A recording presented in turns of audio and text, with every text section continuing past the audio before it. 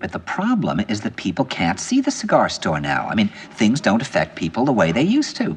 I mean, it may very well be that 10 years from now, people will pay $10,000 in cash to be castrated just in order to be affected by something.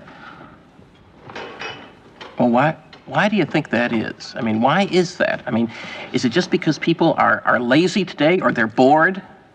I mean, are we just like bored, spoiled children who've just been lying in the bathtub all day, just playing with their plastic duck, and now they're just thinking, well, what can I do?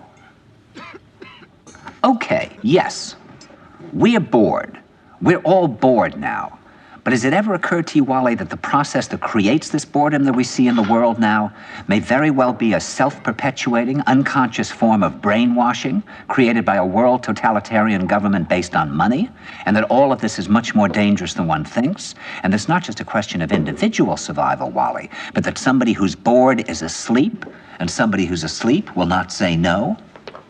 See, I keep meeting these people. I mean, just a few days ago, I met this man whom I greatly admire. He's a Swedish physicist, Gustav Bjornstrand, and he told me that he no longer watches television, he doesn't read newspapers, and he doesn't read magazines. He's completely cut them out of his life because he really does feel that we're living in some kind of Orwellian nightmare now, and that everything that you hear now contributes to turning you into a robot.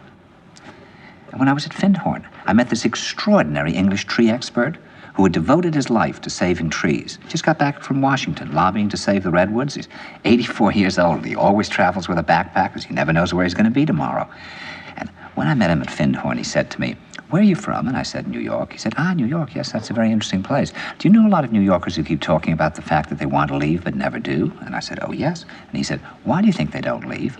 I gave him different banal theories. He said, "Oh, I don't think it's that way at all."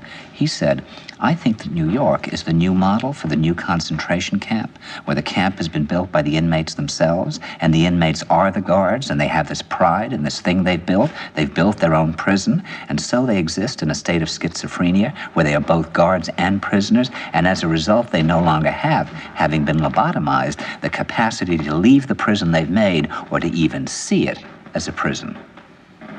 And then he went into his pocket and he took out a seed for a tree and he said, "This is a pine tree."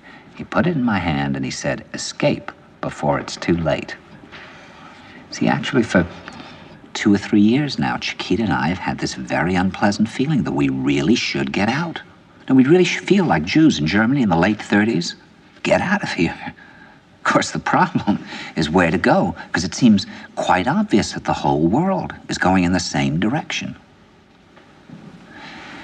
See, I think it's quite possible that the 1960s represented the last burst of the human being before he was extinguished, and that this is the beginning of the rest of the future now, and that from now on there'll simply be all these robots walking around, feeling nothing, thinking nothing, and there'll be nobody left almost to remind them that there once was a species called a human being, with feelings and thoughts, and that history and memory are right now being erased, and soon nobody will really remember that life existed on the planet.